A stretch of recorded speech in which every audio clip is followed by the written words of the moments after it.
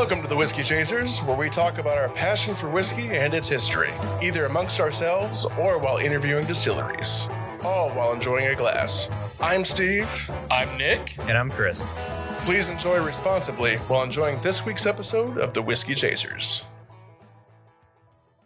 So the reason for Quintessential and being called the Quintessential is their last name is Quint. And so it's a play on words. So it's a play on words that just really works out because Quintessential is a great name for it. So that reminds me of like the Kaiser original. Okay, a knife. Okay, so you'll get it in a minute. So the ProTech Malibu, which is a fantastic knife and sought after. Not as much now as it used to be, but it was the first ever like manual button lock. And a lot of people are like, "What the hell is he talking about?" But basically, it's you get it's like a push button auto, but without the spring. So you get it's fun. But it was the first one, and everybody saw you couldn't get it, right?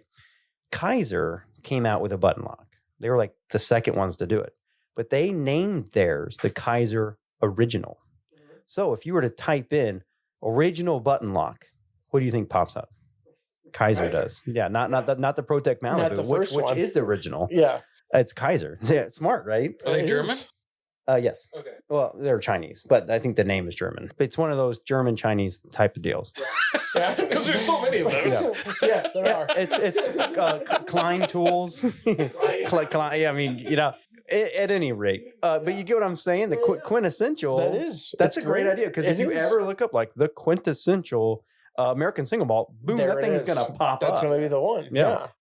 Smart. I thought when we did it, that was like their one and only time of doing it. And so I think it was early on. Yeah. So when I was at Tipsy's and I sent a picture to Steve, I was like, I literally thought this was the same one you had because I didn't think they were doing it anymore. Like I thought that was it. One and done, just gonna try it. Because it was there, if I remember right, they are Scotch lovers and they tried an American single malt, but almost in Scotch way, like Scottish or Scottish traditional ways. And I remember trying it and going, this could be for Scotch drinkers. And I remember you trying it and going, I hate both of those ideas, that this is Scotch or for Scotch drinkers because this sucks. I was probably really offended about it. You were very offended. I was a lot more close-minded back then. I was going to say, that was like I've come around now. Was that the first American single malt that we ever did? Yes, it was for sure the first American single malt we ever did. Get a lot of hate. Yeah, because I did used to be like, yeah. I said it was my first American single malt. I don't think it was. I think I'd had some previously because I think that's why you told me to get it while I was out there. You dabbled, but it was early. Yeah, it was early on. Was that before Beam's single malt? Yes. Okay. I remember Beams. Mm-hmm. Yeah, Beams came out in 24. I remember saying I like it. Yeah, really? That was just a couple years ago. 24 was the year of American single malt. That's when all the big companies came out with their American single malts. 24. And then last year, 25, it just kind of petered out a little bit. Like none of the big guys kept doing it. It wasn't as big as what they thought it would be. They came out with their one and then they were done. Mainly because they all overcharged for it. They made them a specialty, like $110 kind of thing. 80 was the bare minimum, like entry point for an American single malt. Yeah, they were really expensive. By the big guy. Yeah, like if you saw an American single malt, 80 was going to be their bottom number. Yeah. And then it would go up from there. They became specialty, but the exception to that was Beam. Theirs, I think, was like 50 or something like that. Like it was pretty reasonable. But they didn't label it a Beam product. And they also didn't really label it an American single malt. Like, it was something weird that they labeled it as. It was an American single malt, but it was, I think they added an extra word to it or something. Okay. Like, yeah. I don't know. It was American something malt weird. whiskey or something like that. I don't remember. Yeah. I feel like they named it something odd where they tried setting themselves apart with it. Yeah. And yeah, they kind of petered out. Which is interesting because it never, I mean, you think about Virginia Distilling. They do American. They started with American single malts. Mm-hmm. Then you've got the Westwood that it was or Westworld or Westward. Yeah. Yep. And then you got Cedar Ridge. Cedar Ridge got their big start was an American single malt. What's the one out of Colorado? They do like the Blue Peak. Yeah, and all those. They do. Yeah, they do like the skiing kind of thing. Stranahan's. There we go. Thank you. So you got. I mean, these smaller guys made it big, but so. And a lot of companies added it as like one of their first runs or like an early release. for a lot of them because it's just barley. It's a lot easier to make. And so a lot of people were coming out with that as an early craft thing, which I think may have hurt it at the beginning because I think we got a lot of variety and maybe not great variety at the start there. But yeah. But you got some of these craft distilleries like Cedar Ridge that started with or did a rendition of it, but they kind of added it in. They were at that sweet spot where they had a good following for their bourbon and their rye, and they added in that American single malt that people went, ooh, it's right around that time where I trust American single malt from craft distilleries. I'll go for it and see what happens. It's very unique for them to do that. Like, very interesting. And this bottle, this is their double rye, double barrel rye. Their second batch. I think their second release of it. Batch 2, yep. This came out in 2024. November of 24 was the first release. And then November 25 is when this bottle came out. Makes sense. Tipsy would have had it in right around December, January. So we have a double barrel rye, and the proof point on it is only 105. So it's a semi-low proof point, I would think, a little bit. What are we smoking with it, Chris? I'm trying to date this bag over here. That's what I'm looking at, and I can't figure out. It's not one of the new ones that you got? No, this one I've had for a while. Okay. I want to say. I feel like I recognize it from the pictures you sent. He did send a picture of this bag to us to see if we wanted to buy it or not. But this particular bag is older. Was it Dunbar? Was that one of the ones that was on it? That was one of them, yep. I want to say this one I got right around 2017 or 2018. So it's actually got some age on it. Okay. I just can't figure out the date on it. But this is a first for the podcast. We've never done a bag. Yeah, I was gonna say, how do bags age? I've had good luck with them, but we're about to find out. Also, Esoterica. Are they vacuum sealed, by the way? Yes. Okay. I don't have my knife on me, which is like a. I'm sorry. You don't have a knife in this room, even? I literally just got home. Like Steve got home. Got here like 5 minutes after I got home. I had enough time to sit on the couch and turn on the boys, and then Steve rang the doorbell. You keep saying the boys, and I keep thinking about your kids. And I got a phone call from my mom. I'm good, Steve. I got it. At any rate, what would you ask me? I can't remember now.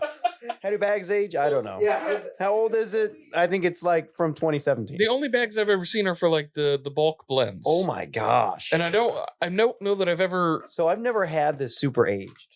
So this is going to be a thing. So question for you. This might be the dumbest question. One of the dumber questions I've ever asked. The tins that you guys have, are those vacuum sealed or just sealed? It's all vacuum sealed. They're vacuum sealed, yeah. Okay. That's why it makes the sound when you open it. I think of vacuum sealed bags, and I don't think tins are the same way. You know what I mean? No, they are. What the crap? No, that's a vapor. That's just Virginian Perique, but done really well and aged for a hot minute. Esoterica Wait Dunbar. until you smell that, Steve. Esoterica Dunbar. It's a really good vapor, like a really good one. I just love that. Last time I opened a bag, which was a while ago, I smoked through it in like 2 weeks. Have you had a tin of which this? is a lot. Yeah, I've had a lot of tins of that, but I've only ever had like a couple bags because you don't find the bags that often, and the bags are the way to go because you get a lot more bang for your buck. Okay. It was a better price when you sent those pictures of stuff, and I opted to go for the tin because I was afraid of the bag. Well, the price also, that was before the price. Look at the price on the bottom. $40. Yeah, so that was before inflation. It's closer to 50 or it's over. Yeah, 50 over 50, 55 or something. It's over. Still a good deal for the bags, but what do you not smell What do you amazing? get on that? What do you guys get on the nose? I got peppermint that last time. Thank you.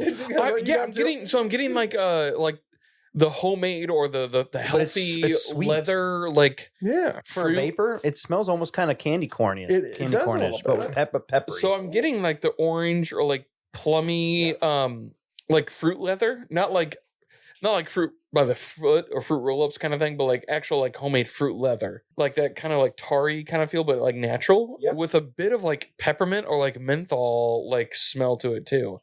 I'll be interested to see what's the moisture. A little moist. And that's in a bag aged for years. So like I love that their stuff comes a little moist because you don't ever have to worry about opening up a tin or a bag and it being done, which you do get sometimes if they come a little dry in the tin and you let that age for, a set number of years. Did you smell this at all before the whiskey before picking this? Before picking the tobacco? Yeah. No. Well, you had that picked. Yeah, we had this picked before you came. Based on the fact that it was a rye and a double barrel one at that. Is it going to pair? I think it'll be I think I could be wrong, but I have a feeling that the pipe might pull out more of a stone fruit flavor from this rye, which we've only had one other rye that pulled out stone fruit right away, and that was that Cardinal Spirits rye. Yeah, I do remember that one. Yeah. And that was like peach stone fruit. It was very interesting. Yeah, they do a good job with this blend. Oh, by the way, so speaking of pipes and tobacco, the spice that I have downstairs that has that pipe tobacco in those pipes, I've been sitting over there, even by the couch and by the chairs, and I'm like, man, it smells so good over here. Like, it smells like there's tobacco open somewhere at some point in this room or this vicinity. Yeah. I can't figure out why. The pipe that you used down in the basement that one time. Oh, it still has ash. It still has stuff in it. And I didn't realize that. And I was like, why is it smelling so pipe tobacco? It smells great. It smells so good. So I am, and that's kind of an old school way to do it. Some people could call it lazy, and sure, maybe it is. But the old school way of doing that is when you smoke a pipe, you just kind of let it do its thing until the next time you pick it up and smoke it. So like, I almost always clean a pipe out. It's been sitting in there for like weeks sometimes. You know what I mean? So you don't clean it out after you use it. You wait. Not always. Yeah. And some people would be like, that's heresy. But like, that's just the old school way of doing it. Now, I go through my pipes enough that it's not sitting in there that long. Usually a couple of days. But I actually think it cures my bowls better because it allows it to really cool down. And it builds that cake up a little bit quicker and everything else. Have you ever tried blending in that way? Doing like half a bowl of whatever's left over, and then you put something else on top of it? I have done that just because I was curious. Work or not so much? It's interesting. I don't know. I tried it. I went to the extreme and did like an English on top of like a something else. But no, I haven't really fiddled around with that too much. But I did. So I did read about that one time because I learned that from an old pipe smoker. That he was like, just don't clean. He's like, an old codger. Yeah, an old codger. Yeah, because like, aren't you proud of me for knowing that? When you smoke a pipe, you know what I mean. If there's any dottle or anything left in the bottom, just leave it until the next time you smoke it. Because now, I mean, I'm not being gross. You still stick a pipe cleaner down it. Sure. If anybody's listening, like you don't want spit and stuff sitting in there. So I always run a pipe cleaner down there. But as far as the actual tobacco, and I don't always smoke through a whole bowl. But I do leave it. And also, I might end up smoking that later. I've definitely smoked a bowl the day after. I've come back to it. Like, oh, absolutely. You got to do that. Yeah. I mean, that's just the way people used to do it back in the day. I mean, if you ever notice, like Bing Crosby, he walked in the door and picked up his pipe and lit it up. It was probably there from the last time he smoked. And then until it was empty, he didn't, then at that point, you're not really knocking anything out. And you're just filling it back up. So. Anyway, I don't know how I got onto that topic, but because I was saying that I smelled it. Yeah, because I left the pipe in it. Yeah, so that's just what I do. Yeah, for the pipe tobacco stuff, let's go on a real quick tangent on this just for a second here. For that bag that we just opened, what are you going to leave the tobacco in that bag? Are you going to tin it? No, so I do leave it in my tins, but I won't leave that in the bag. I'll put that in a. You'll put that in a mason jar or something. Mm-hmm. Okay. I figured that's what I was assuming because there's not a real good way of sealing that. If you let it out without it being sealed, does it just dry out over time? Yeah, no, it's really ruined unless you want to rehydrate and do all that stuff, which there's a whole thing into that. But my thing is I do keep an eye on my tins. So like I have a lot open right now, but I kind of treat them like I would like an aquarium where you're like kind of always monitoring the water and like adding chemical or like a pool or whatever. I don't do either. So when you said aquarium, I was like, what, watching the fish? What are we doing? I mean, where you're monitoring the water and you're adding chemicals if needed or or whatever. So I'm always like monitoring my tobacco, my open tins. And if it ever gets to a point where I don't like it, then I adjust it. So whether I need to jar it at that point or add a little humidity to it or whatever I want to do.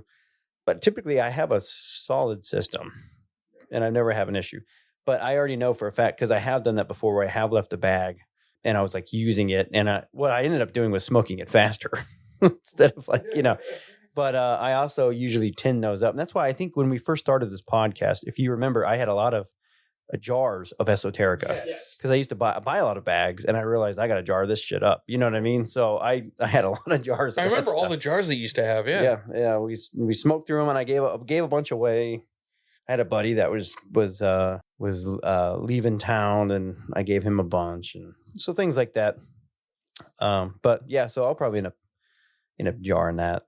At a minimum, you got to put it in like a Ziploc or something. Something, yeah. For anybody who doesn't want to, I don't know why you wouldn't want to just jar it. Or I also have some I don't know, what do you call those? They're for Tablets or whatever, yeah. Yeah, and then I can always throw those in there if I need to. But this actually might need a hair of drying time, so it might I might let it sit actually in the bag for a day or two before I actually go ahead and throw that. Yeah, because it's still fairly moist. Yeah. So we're doing the Cedar Ridge. We've already talked about Cedar Ridge. We've already had them on. Yeah. But we also just talked about Watershed Rye, which we've already had Watershed on. Yeah. We've already done the stuff. Something that was interesting on that episode that kind of spurred on these next two bottles was the idea of growth, whether that be growth in the sense of now being able to put out these things versus too much growth. And now your hand is kind of forced to put out product so that it doesn't sit there for too long and become bad. So they're all ryes that we're having, but I think it'll be a very interesting overall perspective and conversation, because we did talk about that for Watershed of we're just now at that point we can start putting this out, but what if we did a 10-year? 10-year might be too much. Yeah. So we kind of went into this idea of too much time in the barrel might be a bad thing for rye, so let's pull it out. Therefore, we might have some that are forced to put things out because it's too old or getting too old. Right. And this one, the age on this particular bottle. Chris, does it say the age on it? Does it give like bottle? Swisher, Iowa? Like Swisher Sweets. Like Swisher Sweets. I don't know if it's the same company state or not, or city or not. So I'm not sure on the age. I don't know if they're really saying, which is fine with me. But they do take their standard rye whiskey, and then this one is being added to a new char American oak barrel. So it's added to a second bourbon, unused bourbon barrel. Does it give the char level by chance? It does not. No, I don't know. It doesn't say. It does not have a statement, which I kind of am starting to like a little bit more than. So it doesn't carry a formal age statement, but it's said to be around like 5 years old. Yeah. In that kind of range, which that's about normal. These guys are small enough that I don't think that they're gonna need to like force out product or start playing with product in that way, because they're a smaller. That's the beauty of craft in that way. They are starting to get big enough where they're in a few states. You can get them outside of Iowa, but like I don't think I'm worried about their quality going down. I'm always a little bit leery when something like this comes out where they're like maybe are chasing a hype. So, but here's the thing. You mean with the double oak? With the double oak, yeah. But here's the thing. So, two things. One, Tipsy, I believe, said this was on his allocated list. So he might have gotten like 5 or 10 bottles out of this period. Limited. So pretty limited. Okay. Not to mention, I thought the same thing. Are they jumping on a hype? Because double oaked isn't a unique thing for whiskey. It is different for rye. Yes. There are only 10 to 15 brands that do double oaked, double barreled rye. Okay. And Still 630 and Cedar Ridge made the list of those 10 to 15.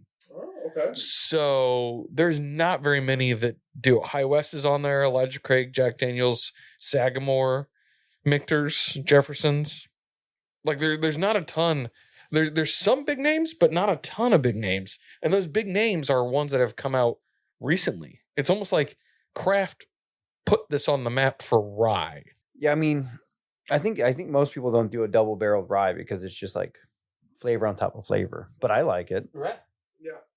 Have you tried this? Yeah. This yet? I'm giving it a minute to kind of marry in my with my palate and my tobacco and everything else. But it's only 105 proof. It doesn't drink 105. It drinks actually more than that. I think so. But I think I would agree. But I think it for me, it is drinking rye, not necessarily proof. In the back. Yeah. Yeah. Yep. It kind of the spice lingers. Yeah. For me, there's not much of a finish. Like I don't have a lot of like flavor lingering, just a spice linger. Well, that you hit it. So for me, that's why I'm equating it to proof, because I would say it's more spice, except for there's not a whole lot of depth of flavor there, and then there's no finish. So that's why I would think this is more. It hits you in the back third, kind of the way proof does. and then That's fair. then it goes Yeah, away. You know what I mean? So that's why I think that it's like it's drinking a little hotter than 105. But I'm not getting a whole lot of like super deep, lasting, mature like flavors of rye. Getting a lot of oak, and Not a whole lot of depth. not a lot of depth. Yeah, it's good. It's just not very long lasting. I would agree. It's not very long lasting. Now, if you take a drink and leave it in your mouth for a minute and kind of let it coat you for a minute, and I don't know if it's just because you said it earlier, but I'm getting like a stone fruit or like a cherry. Oh, I think I'm getting that from the tobacco too, though. So maybe the that's what tobacco that with is. this is kind of bringing a sweetness forward, a fruity sweetness. What's interesting is their bourbon and their rye both are the same way in the sense that it's very light and the finish isn't very long. But if I remember right, the Quintessential was very long in finish. It was you didn't need very much. It had a really long finish. It was very strong, stone fruit forward flavor. Right. It was really pretty heavy on that fruitiness in flavor tones. And it was also, I was trying to remember what it was finished in, because the Quintessential is a finished product. Okay. And I want to say it was a sherry, but I don't know that for sure. I actually think it was something a little bit more unique than that, but it was some sort Sherry's very Scotch. yeah. So I don't exactly remember what it was, but I feel like it was some version of, it was a wine finish of some sort. But yeah, so it had a really long finish and a very fruity finish. And that was one of the things that I really liked about it. So yeah, for this one, and are you saying the bourbon and rye that you've had previously also not a big finish? So I've never had their rye. This is the first rye I've had from them, but their bourbon, from what I remember, wasn't a long finish. It was very light. It was very thin. It was almost like a Woodford in the sense that it wasn't long lasting. Like you knew what you were drinking, but it wasn't like memorable in the sense that if I didn't know the name Woodford, would I really know what that tastes like? Right. You know what I mean? Like it's kind of like that. But this is nothing like Woodford. No. If anybody is hearing double barrel and thinking it's not. And it's not thin. It's just not, when you think double barreled, you think a little bit more. And rye, especially. And maybe that's why I think I would describe it as thinner, because it's not what I would expect from the other double barrel ryes that I've had. Yeah, it's not deep. Yes. There's no depth to It's very surfacey. Yeah. I think that comes with like not a very long finish. Now, what is there I like. Yeah. I do like the flavor of it. I'm glad the proof is where it is, because I can like hold it in my mouth and not have it burn and that kind of thing. So when did this company get started again? 2005. It's a family company. It's been around for a minute now. 21 years. Yeah, 21 years. It's legal age. Man. Started by a couple, Jeff and Lori Quaint, and they have distilling in their family going back to Germany. And because it's in Iowa, they went the route of having more of an estate winery-esque Oh, I bet it's pretty setup. So like it's a venue. It's a they're grain to glass. All their stuff is made there. Yeah, it's a very small batch. It looks like. Very small batch. At least this one is. Well, maybe all their stuff is. Yeah, all their stuff really is. Their son is now the master distiller. So Murphy Quaint, which I do like that name. I like Murphy, and he has been their master distiller since January 24. But he's been distilling with them for a lot longer than that. But he took over Probably the master distiller. Oh yeah, I'm sure. He's probably not too much older than 21. 2014 is when he came back as like a head distiller and joined the family business full time. Oh, that's probably when he graduated college. Exactly. Yeah. Yep. Ain't that quaint? And he has a big part in their American single malt portfolio. And so he's a big proponent of that. But yeah, they've been around, like I said, 2024. They have bourbons, small batch. They have a bottled and bond. Ryes, known for a more maltier, more approachable profile. Which is interesting. They call it. Approachable, I could agree. Maltier, I don't know about maltier. I don't know if malty is the right word. Approachable for sure, though. Well, because this is, if I remember right, this is high rye yet high corn. I think it's like 80 some rye and then 20 something. It is 85 rye, 12 corn, 3 barley. So when I hear maltier, I don't think malty barley like that. Well, they only have 3%. So right. So what's the malty? I don't know. So I've been across Iowa on a bike twice, and I can tell you, shit ton of corn. Yeah. I don't know that I've ever seen Corn? rye. Flat. Yeah, I don't know that I've ever seen rye or barley really being grown. Yeah. Well, you were there in the summertime for one. Fair. Okay. Fair. One of the best movies ever made, Iowa, Field of Dreams. Oh, there really? you go. I didn't know it was Iowa. Yeah. Okay. In the cornfield. In the eh? cornfield, Yeah. yeah. Tis the season for that. There's plenty of people that'll say it's not the best baseball movie ever made, but It's the best one out in Iowa. it's the best one in Iowa. I like Field of Dreams. So, are they big into rye in that area? I mean, I don't know that they're big in rye in that area. I think it is a small batch sort of thing. I think that They got the corn it's there. a They smaller should thing. be They got the corn. Any American whiskey. Really, probably less rye and more bourbon, to be honest. So, but what's interesting is their rye still has a decent amount of corn in it. Yeah. So, like that, they're still relying heavily on that well, corn. I'm guessing that's what makes them different because they even put on here, our unique rye. And I would agree. I mean, it's unique in the sense that, well, you've got like Rittenhouse rye and you've got Elijah Craig rye. This is not a Pennsylvania rye. I can tell you that. No, but those are like barely rye in the sense that they're like just above 50 to 60% rye and then the rest is corn. So like those are higher rye content, but a very different flavor from this. Granted, this is double oaked, but I can't imagine that the double oaking changed the original flavor that much. Well, I bet if you took a Rittenhouse and double oaked it, it would change it significantly. What would that be like? That'd be amazing. Is what it would be. That'd be sweet. And you could come up with a really cool name for it. But anyway, I think double oaking any spirit actually does contribute quite a bit. So actually, I think this non-double oaked would be More potent? no. Maybe it'd be longer. I don't know. It would be different. Whether it'd be good, different, or bad, different, I don't know. But it would be different. I think that it would. My gut tells me it would not be as good. My gut tells me it would be not good at all. Yeah. The non-double oaked? Like The almost to the point where non-double-oaked, I wouldn't be surprised if they made this and we're like, huh. Then they double oaked it and we're like, huh. You know what I mean? So this is their normal straight rye. So this is the same mash bill they use for their normal straight rye that they have. So they have a version of this that's non-double oaked. Yes. Okay. Yeah. So they make a non-double oaked version of this, and they have for a long time. And then in 24 and 20 now in 25, they came out with when another you make one. a double oaked version of something, you're usually like, okay, but you know what I mean? That's usually what that is.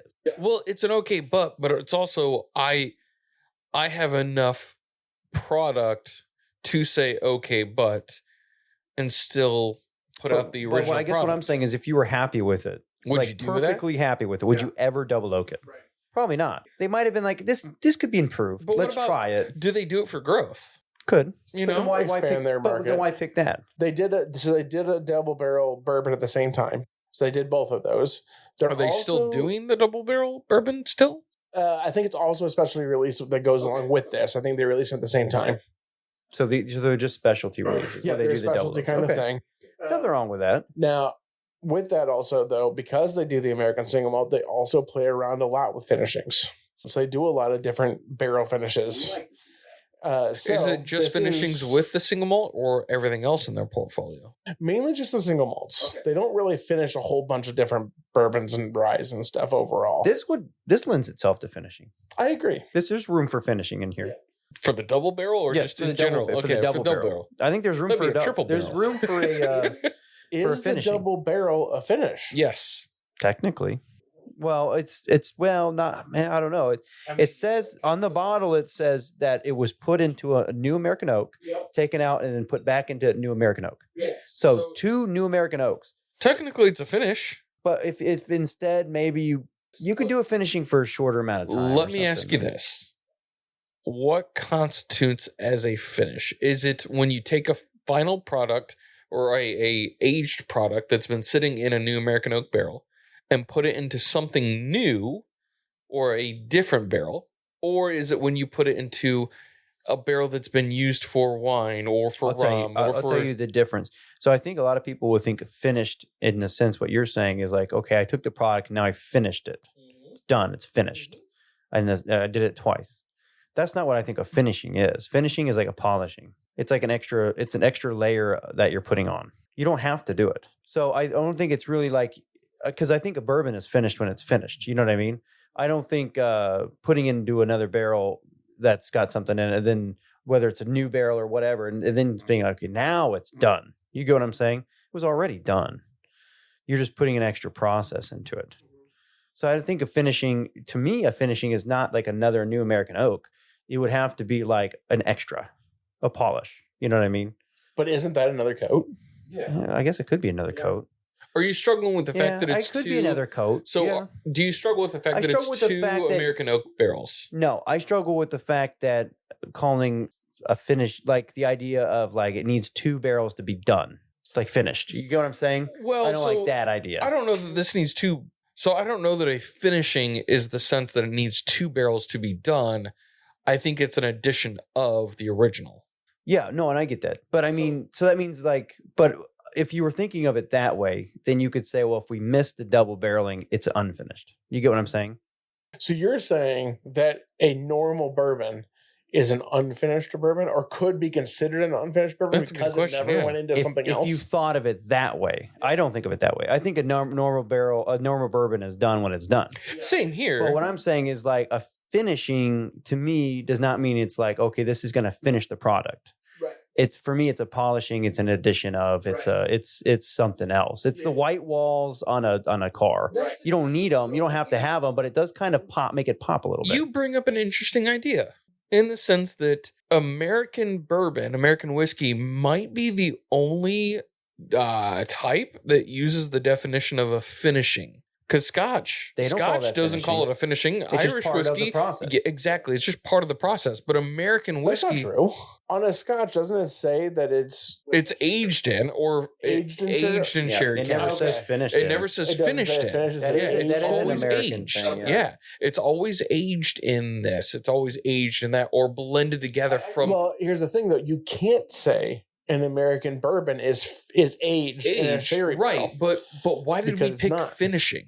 Because it does, to Chris's point, I get it. It does sound like if we say it's finished in something, it was unfinished to begin with. Right. I think where it really came from, and now it's become this different thing, but I think the idea of it is we started in these new barrels and we ended up or finished in these barrels. Yes. But now we're thinking of finishing as like a whole nother process, whereas what it used to be was kind of like just the ending of the process. I really think, you know what I mean? We kind of screwed ourselves. Yeah, it was started here and finished here. Yeah, it was finalized. It doesn't mean like now it's finished. You know what I mean? It was like it's just part of the process. Kind of what you're saying with Scotch. It's part of the process versus like an extra process that this bourbon needed. You know what I mean? It's almost like saying that brandy is finished wine.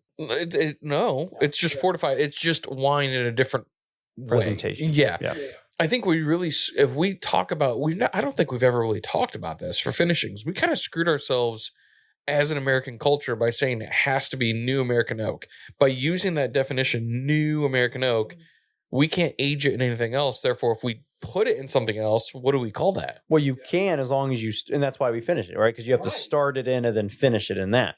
So that's the whole reason why we did it. But I think if you were to take a new bourbon and throw it into, we've had it, it's whiskey. But I mean, most of the time when you take a new bourbon and you throw it in like a cask that had something else in it, it's a little too much. And you don't get enough of the oak and stuff, which is what makes bourbon versus a whiskey. The oak flavor is a main part of We've bourbon. talked to people before that have said, look, really a lot of bourbon, like ingredients are ingredients.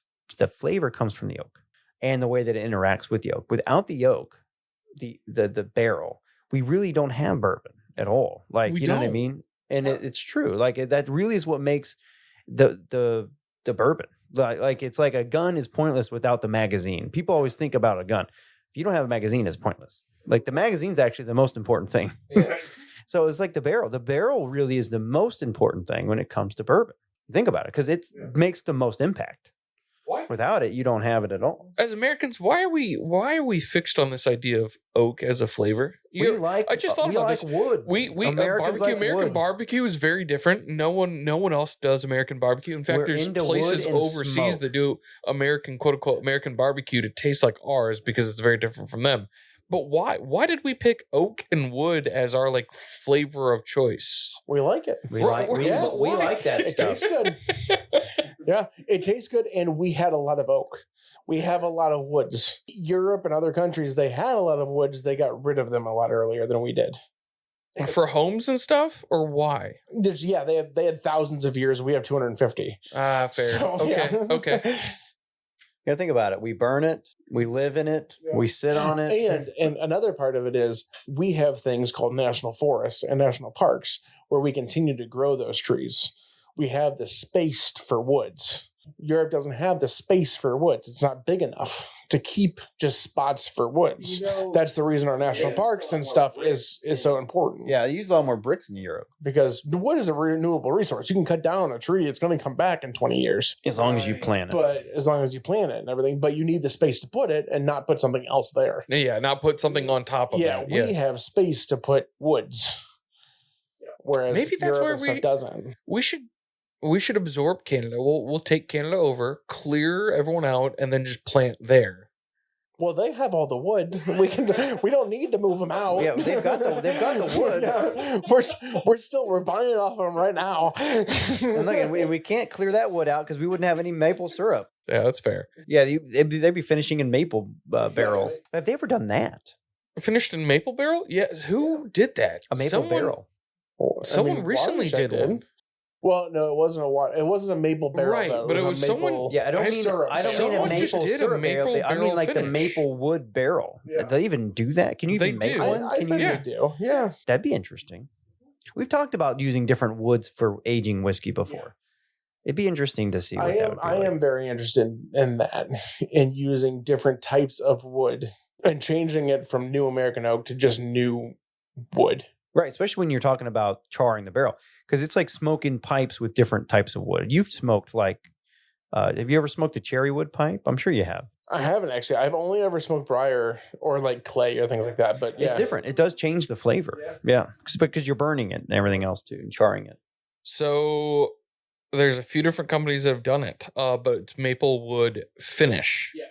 So Jack Daniel's number 27 Gold is finished in maplewood barrels. Woodford Reserve did a maplewood finished bourbon in their Masters collection. That's right, and I've had that. Dickel apparently did one. Widow Jane did one, and Chattanooga Whiskey did one. Which is already charcoal filtered. This double barrel. If we jump on this idea of finishings or talk about this idea of finishings, is double barrel a toasted barrel for the second one? Because you got Woodford double oaked, Old Forester 1910, I believe, is double barreled. You've got this one that's double barreled, and then Still 630. We've had their Rally Point Rye that's double barreled. Is the second barrel a toasted finish? Is it a toasted barrel, or what char level do you think we're looking at for these? Well, if it was a toasted barrel, wouldn't they call it a toasted? Woodford Double Oak doesn't, and neither does Old Forester, but those are toasted. Yeah, They are toasted? We actually Yeah. talked about that. They're not like, because you could say it's a double oaked toasted barrel, but Michter's does it too. Nobody's Yeah. ever said that. It's just So different char levels. Is a toasted barrel the same thing? Is that a double barrel No, but toasted? Why No. not? A toasted barrel is just the level of char on the an initial barrel that they use. It's the initial. Throwing it into another barrel Okay. is a whole nother barrel. So is Elijah Craig Toasted a double barrel? I don't think so. I think what they did was they put It's it in a a brand new one-barrel charred oak barrel that was toasted, instead of char. Okay. Got it. Okay. You know what that I'm was- saying? Yeah, I got you. now. It's just a different level of char that you initially use on the initial thing. Although I feel like I have seen toasted finish. Yep, you have. There's toasted finish barrels. So that brings up would the question: that is be a double I think barrel? that's a double barrel, but now it's a finished because it's a specialty barrel. Again, it goes back to like it's not just a barrel. Are They you used saying a specialty. A toasted barrel is a specialty barrel, I guess. You know what I mean? Because otherwise, why would you even say toasted barrel instead of bourbon? Got it. So You know what I mean? They equate toasted barrels to specialty barrels because that's why they put on there. This is a toasted barrel. Really, it's no different than any other bourbon. It's a different char level. Yeah. So now it's a special barrel. So now if you're throwing it into a secondary specialty barrel, it's finished. So that's your hang up for this is the fact that it doesn't say the char level if it's toasted or not. It's just a double barrel. It doesn't specify. No, I don't have a hang up for any of that. But is this a finish? Is this a finish? Yeah. Well, I think Is double barrel a finish? I don't think so. But You if don't it's think so? toasted, if the second Because barrel it's says it's toasted, specialty then is you what are. I need. I need a specialty Okay. barrel. I think that is the hang up. Yeah, I get what you're saying, Nick. I need there to be. I need the second barrel to be special. Okay. In some way, shape, or form.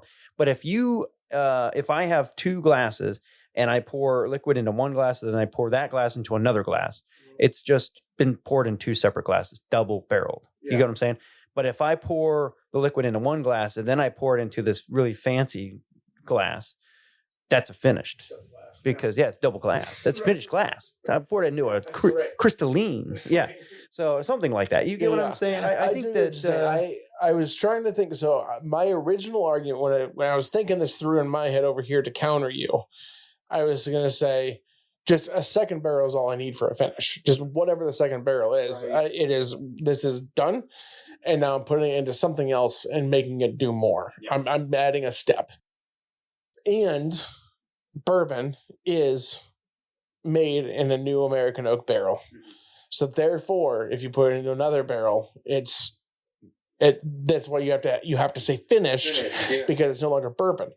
But a double barrel is still a new American oak barrel. It's just double barrel. So now it's still bourbon. It doesn't need to say it's finished. So we're going to get into a very interesting conversation and possible weird tangent here. Okay. Wait, this wasn't the tangent? No, we're going deeper into this rabbit hole. I like it. So I just looked it up. The second barrel that's used in the Cedar Ridge double barrel rye, specific one. Specific one is a number 3 char. Okay. So it might be the exact same thing that they use for the original rye. It should be. That's what most double barrels are. Yeah. Okay. Just doubled up. Like a double stuffed Oreo. So let's dive into the idea of finishings versus double barrels, because finishings, we've got flavors that come into play, right? We're mixing with rum, or we're mixing flavors of rum, wine, toasted, right? Here we've got a brand new barrel, exact same char, untouched, they would use to begin the maturation with. It's already matured. Now they're going to throw it back into the exact same barrel they would have used, type of barrel they would have used, to let it sit for a year. Yeah. So for that, think of coffee. Right. Because if you were to make a pot of coffee and then just finish that pot and then just add water and run it through the same grounds, it's a lot weaker. You would instead replace the grounds. Yes. That start is where all the flavor is. And that's what the double barreling is. You're getting all that oak flavor, the fresh oak. You're at the beginning. You're kind of crossing out or nixing out the flavor of the mash bill, and your intention is to get more oak. It's to get more wood. Yeah. It's to become more intensified in that. Is that a waste? Is it a waste? Yeah. No. Because we can only use it once. Now we're done. I mean, no, we can finish it in something else. Give it to Scotland. We have to give it to someone else, right? But is that a waste? I mean, so here's what's interesting to me is we're talking. You mean why isn't everything double barreled? No, I was going to say because there's a reason why. Yeah, if we go off this idea of my thought process and an idea behind these bottles, we take it and we look at watershed we've already done, but this is another. This is a max level. This is something we talked about way back when they finally released. Now we're looking at 9 years. It's increased a year each time.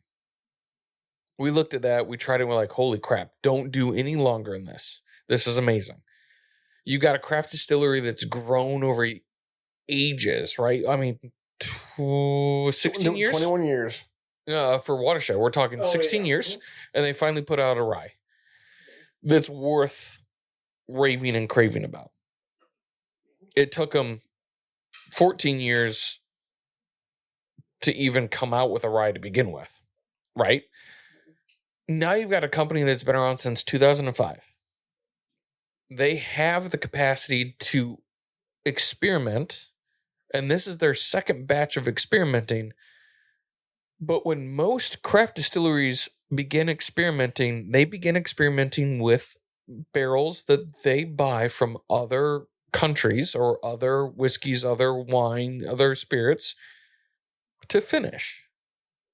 They have placed the finishing for their American single malt And instead of doing that, they've picked brand new barrels that they can't use again themselves unless they decide to use it as a finishing for the American single malt. They can't use it again to double barrel for a year on a rye they've already been putting out for a while. They Why? can use Why? it. They can use it on their original run of their American single malt. Also, American single malt doesn't have to be new. Right, New okay, wood. so why? There's other if- things you can use it for. Yeah, you got uses, And a lot of people do. A lot of but distilleries do. I would assume that new barrel is more expensive right than any used so barrel you what, would get. what would be the mentality of we could grow and try finishings, but no, we're going to back up. We're going to use a new barrel instead. Well, this is a limited release, Right. so it's I not agree. like they're doing this every single Right. day or whatever else. But also, because we're talking about craft, they're looking for a flavor. If they have achieved the flavor, whatever flavor that is, then it's not a waste. So do you Like, think if they we're didn't talking find the about flavor waste, until then now? all bourbon is a waste. Right. Because you're right. doing this specialty barrel that when you could have used anything else.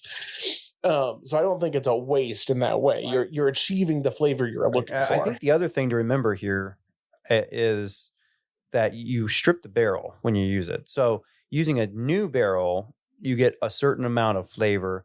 When you use another new barrel, you're getting that certain amount of flavor. Now it's doubled, it's compounded. But if you use a finished barrel instead of that new barrel for the secondary, you're not going to get that flavor profile. Exactly. Because that other barrel, that finished barrel, has already been stripped. Right. So it's something to remember. So like that's why, again, to me, a double barrel is different than a finished barrel. Does that make sense? I would agree now. Yeah. Yeah. It's the exact same thing, just in a It just unused. compounded, like squared or whatever. Yeah, it's like, versus a finished is like, it's less about the wood and more about what else is going on in the barrel. Yeah. So, and I think that's why they wouldn't just keep using their old barrels. You know what I mean? Over and over again. I think there's a time and a place for finishing, but I think there's probably more of a time. Like for this, I could see a company having a double barreled or double oaked always, and then doing finishings now and then, kind of a thing. You know what I mean? More than doing double barreled every now and then and having a finishing always. Yeah. So you end up going through new barrels more than you would finished barrels. I do find it interesting. We've seen a lot of companies that craft distilleries that grow, and when they get that growth, they've got the capacity to try something new. It's normally for finishings. Not very many that we've seen have gone for the double barrel of our product it is in a sense, in my mind, the idea that I trust that our product I believe in our product so much that I don't need another flavor involved. I'm going to throw it back into an American oak barrel and pull out more of that oak or pull out more of that rye. I don't need to rely on a rum or a wine or any kind of finishing, which is interesting. It is relying more on your grain because you're not tainting it with another flavor. That's true. But you sort of are. You're adding more oak. Like oak is a flavor that is a part of this, and adjust your char level to change that and everything else. So you are changing flavors a little bit, but oak goes with that grain. Like that is you're right in that sense. It's kind of the same flavor, just maybe enhanced with whatever it is. I think most craft doesn't go for double barrel because I think it's too basic. I think it's what everyone does it. If you are a craft, you're looking to do unique things. So having a double barrel is not a very unique thing. And I already have a really good bourbon. Why would I taint it by adding another run of oak to add to it? So why not play with the flavor instead of just enhancing the flavor?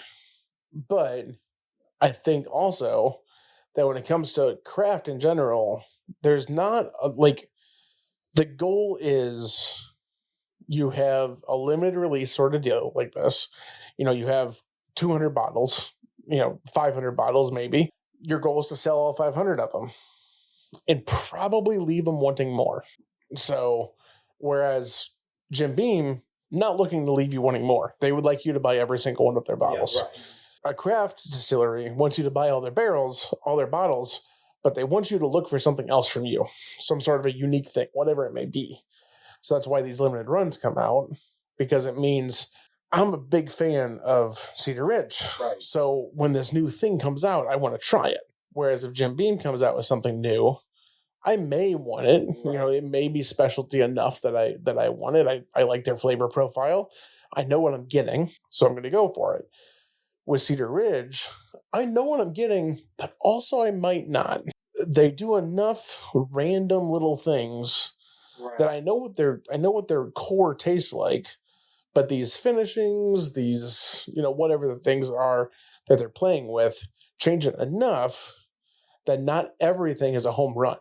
Well, and finally, like small batch actually means small batch, and craft means craft. So like in Jim Beam, when they come out with a specialty bottle, there's that It's thing in still the back of your thousands of mind that you're like, bottles. I could probably, this is probably going to be around. Yeah.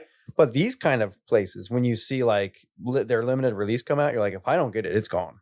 Just like what you're saying. Right, yeah. It really is something you got to jump on. That Watershed Rye that we tried, there were 80 bottles of in existence. That's it. Yeah, that's and they're gone now. So, and like you'll never have them again. Yeah. So, except for one asshole that has them on a shelf, he's Heaven gonna Hill sell doesn't do 80 bottles of anything. You know what I mean? Yeah. Whereas these little guys, like it is kind of a, if I want it, I kind of got to get it. You better get it before it's gone. Yeah. How's the pipe? I was just about to. Yeah. This pipe is amazing. This is You really like it? good. Yeah.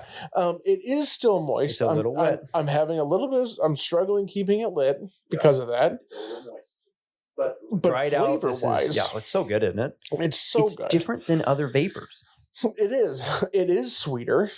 Like I do get like a sweet note off of it. I do not get any kind of peppermint or anything like that. I know Okay, we yeah, just the smelled smell, yeah. smelled like that a little bit, but I didn't get any of those flavors at least. Even when you guys lit it up, it didn't smell like peppermint. Yeah. It's kind of less hay and more like corn yeah, I would go with that. Yeah, on the flavor. yeah. Normally you get a lot more grass and hay kind of on like the Virginias. This one's got like more like agricultural, like kind of like more like, I guess hay's agricultural too, but you know what I mean, like more like corn. Like more grain, I guess, is what I'm getting at. Yeah. Yeah, I would go with that. Yeah. It doesn't have the same, Preak in like- it's good, but it's not like overpowering. Yeah. The Preak's not. Yeah, I think it went well with this bottle. I was wondering Yeah. if it kind of made it sweeter, maybe stone fruitier. Maybe. Like I said, I do get a stone fruit in this bottle. And I don't know if that's the combination of the tobacco or if it's on its own. Doesn't it kind of remind you of something they'd smoke in like the 1700s in like New Orleans? Right. Doesn't it? It does. Yeah. Which I always think about that with vapors. But the Preak, because it's Louisiana, you know, but I just think this is the type of tobacco, like if I was rolling around with in like Louisiana, like New Orleans, you know. That's what you roll around A with? vapor. Yeah. You'd roll around in the hay with that? Oh yeah. Walking down the streets of Down Bourbon Street. down Bourbon Street. Yeah. I don't. It's with good. a pipe and some bourbon? It's going to be better when it dries out a little bit. Yeah. You'll have a more enjoyable smoke that way. That's the thing when it's wet like this. Flavor is still good, but it's not as enjoyable of a smoke. You gotta because be careful. You have to kind of play with it a lot. Yeah, because and it'll bite you if you're not careful. Yep. And then you end up being a little bit cautious, and then it goes out, and all that other stuff. But it is good. It's really good. Flavor wise, it's really good. And a bourbon's good. I like it. Yep. Price on this bottle. I saw the sticker on top of it. It's $55 for this bottle. Is what you paid for I it. thought it'd be more than that. That's a good deal. Yeah. That's a good deal for any craft specialty bottle, but Exactly. but for this, I think that's worth it. Yeah. It's kind of missing its craft tax a little bit, which It is yeah. which I'm good. Which is I'm good nice, with yeah. it, I'm okay because with it's that. also missing a finish. And I am gonna knock it. I'm gonna knock it a little bit there. I paid like, for what I got. I'm like, where's the finish? It's not there. So $50 in that $50 to $60 range. I'm very happy with that. Yeah. This was trying to be a little bit more like the $80. I'd be like, I hate to say It it, would but hurt a like, little bit, yeah. I don't know if that's something I'd want to revisit. Yeah. I could see 75, 80. Like I could and see it. I could wouldn't see buy it. I wouldn't pay for it I just was gonna because say, I there's could see the no price there's no tag for that. Yeah. the experience is short lived. which is not always a bad thing, but sometimes it is. Yeah. I care a lot about a finish on a whiskey. I think that really makes or breaks a bottle for How me. long it lingers. Is I want that flavor to last and I want to be able to think about it for a while. This kind of goes away pretty quick. This would be a bottle that Chris and I could probably open and finish in a day and be fine. I don't know that we'd be like, could, after the whole bottle, be like, oh yeah, it's got this finish. Finally, it's got this finish. For a double barrel, for a double barreled whiskey, it's surprisingly easy to drink. Not in a good way. You know what I mean? Like, Not, I mean, the oak is there, but not like the hints oak of is it. there in the flavor. It just doesn't last. It's like a bottle rocket instead of like a string of firecrackers or something. I don't know. Now, one thing I will say about Cedar Ridge is that two of us in this room have some sort of a story about their first bottle of Cedar Ridge, and it's not sold in Ohio.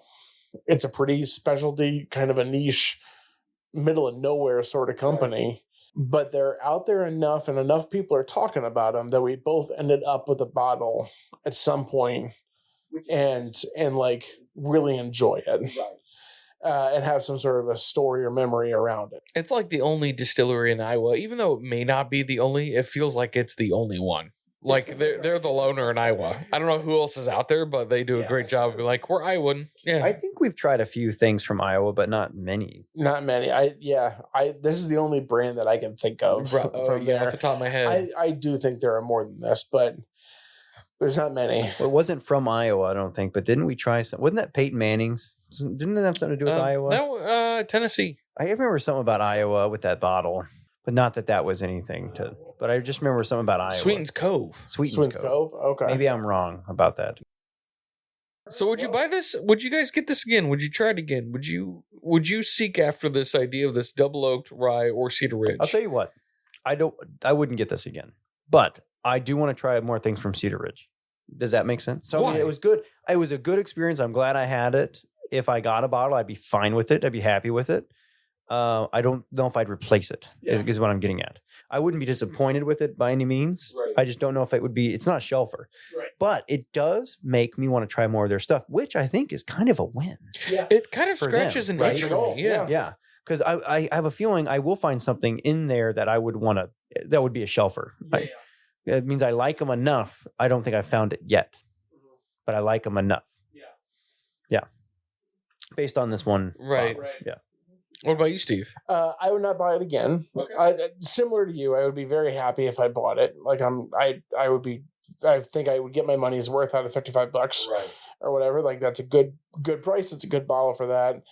No, I don't need it again because again, finish matters a lot to me, and this doesn't have a lot of finish. But I am a big fan of Cedar Ridge. I like the company. They were at that music fest when I was out there, and so I got to meet them a little bit and talk to them. This was way early I don't even know if the podcast has started yet. If it had, just barely. Right. You might have gone 2021, maybe, because it was outdoors. It was outdoors, but there was no precautions in any way. And Amy cared though. So it would have been at least 22. 22 would have been the earliest because she wouldn't have gone in 21. And Republican, so. Yeah, you're right. So my wife cared more about COVID. So I don't think that we wouldn't have gone in 21. It was too fresh at that point, I think. But 22 is my guess on when we probably went. And it was a great music festival. We saw some super amazing bands out there that we still follow to this day. We were definitely doing the podcast then. We were doing the podcast then, yeah. So, yeah, but it was early days. But yeah, that they were there. We talked to them. And yeah, I'm a big fan. I would like to go out to Cedar Ridge and actually see their place because they've got a winery on site and everything also. How far is Iowa? Probably about 8-ish hours, 9 hours. Not as bad as I thought. No. Oh, What were you thinking? 14. Oh, okay. No, I don't think it's that far. I could be wrong. That's like California. No, that's not California. That's like Hilton Head. Denver, Colorado That's is like 24 South Carolina hours. is like almost 14 hours. Seriously? Yeah, it's like well over 12. Well, how far is Florida? Dude, we drove. It was like over 15 hours for us to drive this. So it was like forever, dude. Was it really? Yeah. Iowa City, Iowa is 8 hours away. 8 hours and 3 Type in minutes. Florida.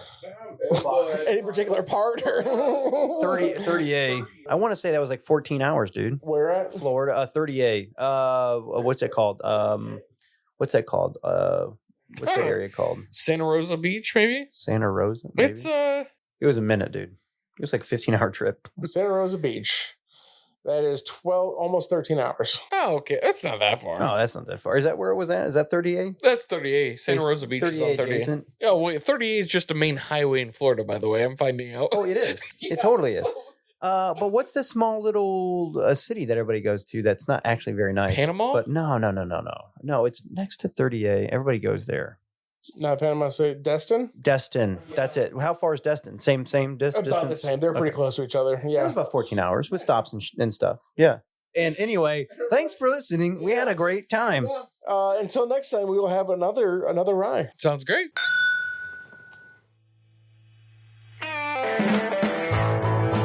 Thank you for listening to the podcast. If you want more great content and other perks, be sure to support the show by clicking the link in the show notes. We can be reached on our website, whiskeychaserspod.com, with any ideas for the show. Thanks again.